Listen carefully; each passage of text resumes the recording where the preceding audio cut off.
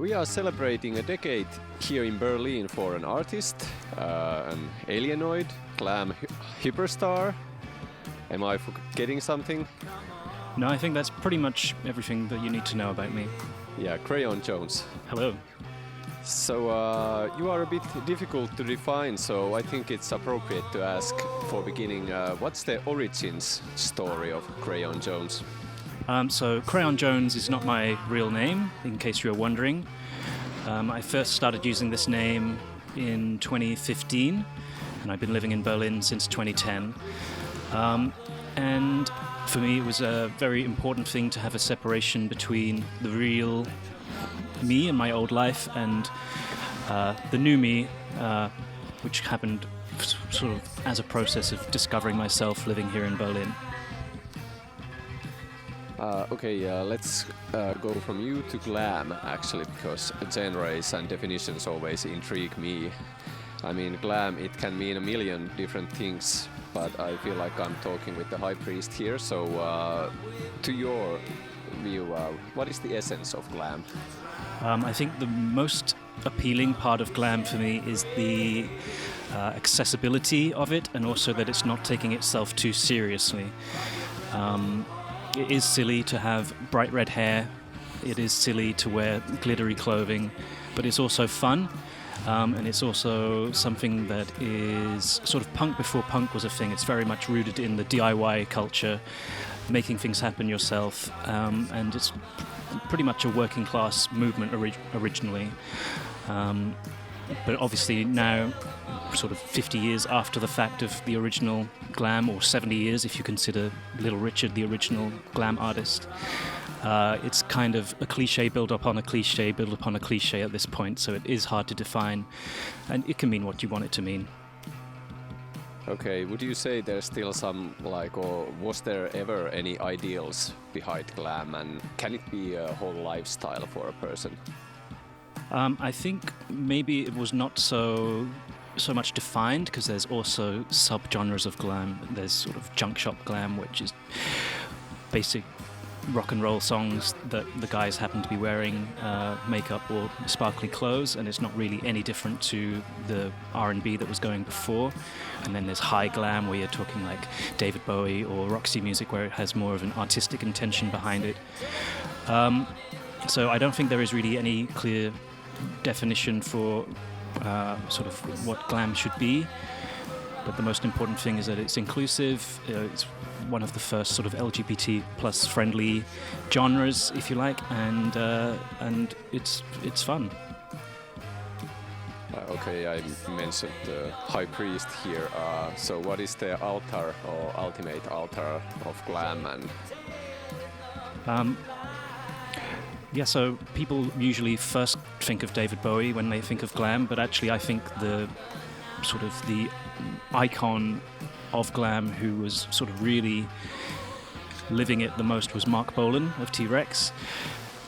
Bowie very quickly got tired of glam and moved on to other things, whereas Bolan really, he found his calling in this. He loved the music, he loved the clothing, and you could see that it was really sort of his thing, and he came from more of a folk music background as well, which I think is really interesting, because it's not so much about being macho or some of the other tropes of rock and roll. So we have been talking about glam a lot, but not about your music per se, so what kind of music do you do? So I'm not strictly tied to just glam music, so I'm really following wherever my creative energy takes me. So I have a new song coming out next week, which is called Out of Light, which is, I would say, probably more on the gothy side of rock. It's closer to the birthday party than it is to Bowie, for example. So yeah, I really do try to just keep myself interested in whatever is happening, and I will always dress glam because I enjoy this, but the music can be anything. I've got piano ballads and more typical glam rock as well, so it's not strictly just glam. of course, every Berlin musician has to have like a lot of projects going on. So, is it just your solo, or is there other projects? So at the moment, I'm starting a new band project with some friends. It's still in the early stages. We're called Lobster Bomb, and we're kind of more of a garage, grungy, free piece. I don't want to define too much what we are because we're still figuring things out. But this is, for me, really exciting to actually be working with other people rather than just me alone, because then you're getting the ideas and energy of other people, and it's also just fun to hang out and make music with people, especially in the current situation. Okay, you also have a theater background a bit, so like, what do live performances mean to you? And so from the theatre side, in 2016 and 2017 we performed a musical called Loving the Alien, which was an original musical that was done in the USA first, and then they brought it to Berlin, and I was cast as the lead in this, kind of by accident really. And that was my first sort of stage acting experience, which was probably harder than the singing and dancing, which I'm more confident with. But this was a really fun project. It was sort of 25 creative people making something completely new and original, and a lot of fun. So, and also I got to wear some very nice jumpsuits, which for me is always a bonus. In terms of my solo stuff, being a solo artist, it is a little bit more difficult to perform live because I'm writing music with a full band and playing everything myself, but I can't do this on stage. So I'm really a little bit picky with the gigs that I do. I want it to be a situation or a location where I can make it a little bit more than just me and an acoustic guitar doing sort of the singer-songwriter thing. And then I also host an open stage night, called Yuki Boogie, which is an open mic with no guitars allowed. So it has its little twist and its own flavor. And for this, as the host, I'm allowing my entertainer side to come out. So it's not just me performing, but also interacting with the audience and keeping the crowd energy going. Okay, you mentioned that you are now celebrating your first decade here in Berlin, so 10 years here.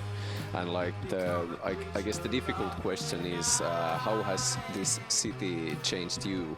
You already mentioned that you got the Crayon Jones came as you moved to Berlin. So is that the same time you found Glam? Yeah, very much. It was so before that I'd always been into music and considered myself a creative person, but I didn't actually create anything. It's kind of another cliche of Berlin is like artists, but they don't produce any art.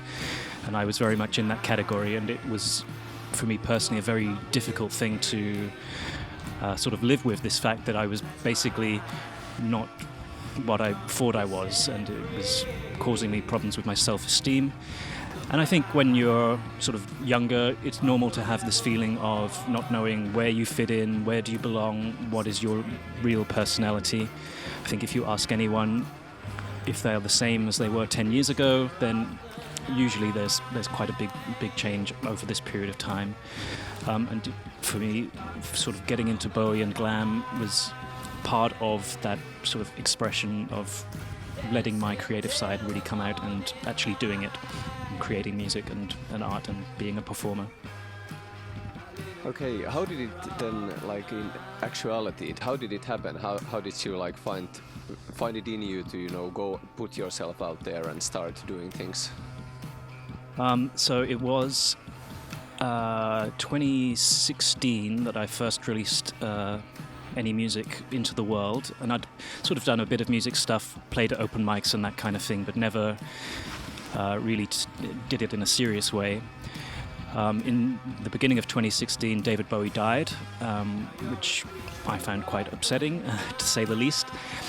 And this really sort of steeled me to try and do something, because It was a very inspiring life, I think, that he had in terms of his creative output.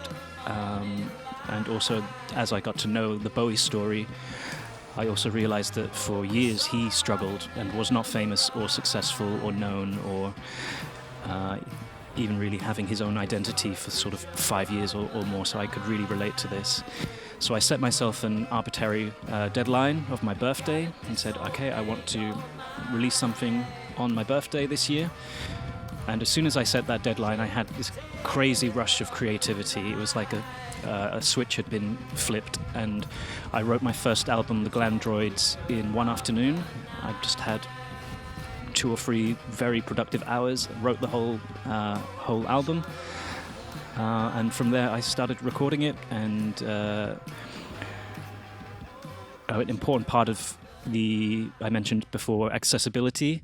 Important part of it is I didn't have the money to go to a fancy studio. I didn't have particular skills or knowledge of how to produce music, so I just did it on my laptop in my bedroom and put it out there. And I think that's one of the best things about being a musician in the modern age. Okay, then maybe the easier question about Berlin. So in those 10 years, how has the city changed around you? It's a story of a lot of closed bars and a lot of closed clubs, unfortunately. So when I first arrived in 2010, the first place I sort of settled was in Prenzlauer Berg. And yeah, the nightlife scene has changed dramatically in this area.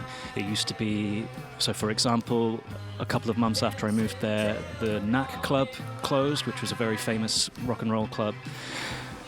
Then there was also lots and lots of different bars. There was White Trash, there was Bassi, Icon, Club de Republic. There was so many cool places to go in this area, and now it's not quite the same.